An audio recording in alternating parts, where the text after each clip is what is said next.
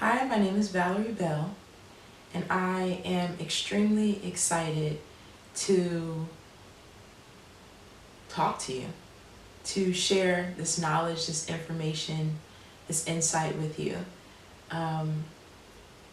What I'm passionate about is people creating their ideal life.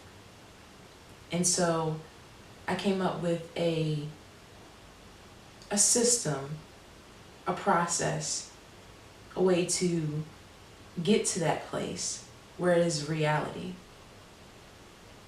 And the $1 million question that I ask people is, do you love yourself and value everything? Loving yourself and valuing everything is sort of a cradle, if you will, a crib, an essential part of getting to that next place. That next place being your ideal life. So over the next couple of weeks, I will be releasing videos that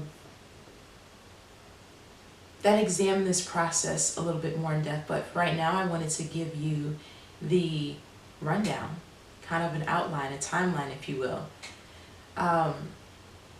So again, the question is, do you love yourself and value everything? It's a two-part question. The first part, do you love yourself? In order to love yourself, I believe you have to know yourself. Because how can you say you love something if you don't know it or know what it is or how to identify it? So in order to love yourself, you have to know yourself. So I'll go over how you get to know yourself. And some of this is really essential, such as spending time alone, but also family and friends. People are external mirrors for you to be able to know who you are based on how you respond. So I'll go in depth about that.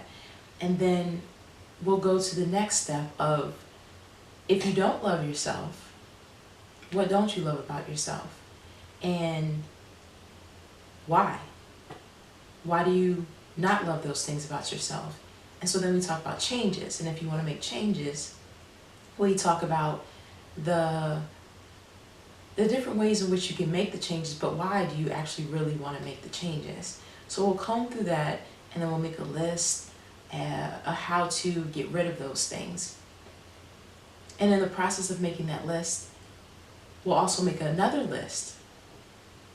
And we'll talk about the ideal you, what you do love about yourself. And then what do you imagine yourself being if everything isn't perfect now? What truly is your ideal self?